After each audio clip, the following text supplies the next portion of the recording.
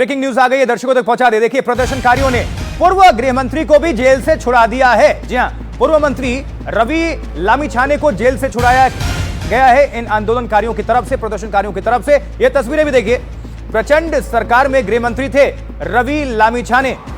तो प्रचंड सरकार में गृह मंत्री हुआ करते थे रवि लामिछाने और ये जेल में बंद थे। और नेपाल में पूर्व गृह मंत्री को अब छुड़ा लिया गया है आंदोलनकारियों की तरफ से जेल से। अब सोचिए नेपाल के अंदर कितनी आक्रोशित है जनता। हमारे संवाददाता अनंत अनुराग जुड़े हुए हैं, पौडेल साहब भी जुड़े हुए हैं, कम्युनिस्ट पार्टी के नेता हैं नेपाल से। अनंत, लेकिन आपका रुख करने चाहेंगे, ये जो तस्वीरें हम दिखा रहे हैं पूर्व गृह मंत्री को छुड़ाने का मकसद और मतलब क्या हो सकता है इस वक्त, इसमें क्या संदेश है अनंत? मायने क्या है इसके? अब देखिए, तीन नामें बाहर आई है। संभवतः 3 नाम पे सहमति जुटने का सवाल आएगा। 3 नाम चर्चा में रहेंगे आगामी सरकार बनाने के लिए। एक है बालेन शाह, दूसरा है रवि लामिछाने और तीसरा है कुलमान गिसिंग, जो इस देश में जो लॉर्ड सेटिंग हुआ करते थे 16 घंटा, उसको घटाने वाला, देश को लाइट देने वाले, जो लंबे समय तक जो यहाँ इलेक्ट्रिसिटी अथॉरिटी के सीईओ हुआ करते थे, उनको भी ओली सरकार ने बेइज्जतीपूर्ण तरीका से हटाया था और उनके पक्ष में भी लाखों युवा थे। तो ये 3 नाम चर्चा में होंगे। रवि लामिछाने का भी नाम हो सकता है, बालेन का भी नाम हो सकता है और कुलमान गिसिंग का भी नाम हो सकता है। ये 3 नाम हम हाँ अनंत, हाँ। आप सुन पा रहे हैं अनंत?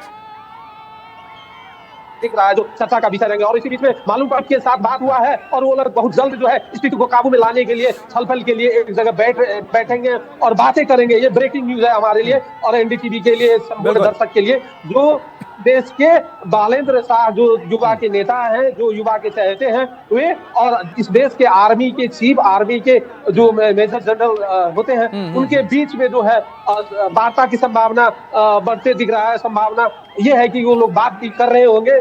स्रोत से मालूम पड़ा है कि वो लोग बहुत ठीक है। अनंत जुड़े रहिएगा, फौरन आपका रुख करेंगे। ब्रेकिंग न्यूज लगातार दर्शकों तक पहुंचा रहे हैं हमारे संवाददाता अनंत। और इस बीच एक और बड़ी खबर आ रही है। जी हाँ, देखिए, इससे पहले नेपाली कांग्रेस के वरिष्ठ नेता और पूर्व प्रधानमंत्री शेर बहादुर देउवा पर भी उनके घर के अंदर हमला किया गया घुसकर। सुरक्षाकर्मी शेर बहादुर देउवा को बचाने की कोशिश करते हुए दिखे, लेकिन नाकाम रहे, क्योंकि काफी उन पर अटैक किया गया। वो हमले में चोटिल हो गए हैं, बुरी तरह से खून से लथपथ है उनका शरीर और खासकर उनका चेहरा खून बहता हुआ दिखाई भी दे रहा है। पूर्व प्रधानमंत्री हैं। देखिए जरा, ये तस्वीरें आ गई हैं। अब सोचिए, हजारों लाखों की संख्या में अगर जनता पहुंचती है आक्रोश लिए हुए कि किसी भी हद तक वो चले जाएंगे, किसी भी सीमा को लांघ जाएंगे, तो वहां पर 12 से 15 और 25 और 30 जो सैनिक होंगे वो क्या ही कर सकते हैं। वो बेबसी दिख रही है, बचाने की कोशिश कर रहे हैं। लेकिन ये देखिए, अब 2 तस्वीरें, शेर बहादुर देउवा घायल हुए, देउवा को बचाने की कोशिश दूसरी तस्वीर में उनके सुरक्षाकर्मी करते हुए, लेकिन नाकाम हो गए। पहले तस्वीरें देखिए, क्या हलचल है, थोड़ा सुनवाते हैं।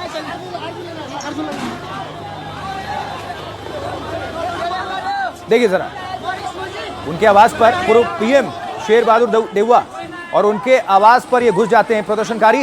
उनको देखिए, मारा पीटा जाता है बुरी तरह से, खून से लथपथ उनका शरीर, उनका चेहरा। देउवा को बचाने की कोशिश, नाकाम कोशिश कह लीजिए, हालांकि अपने सुरक्षाकर्मी ड्यूटी निभाते हुए, लेकिन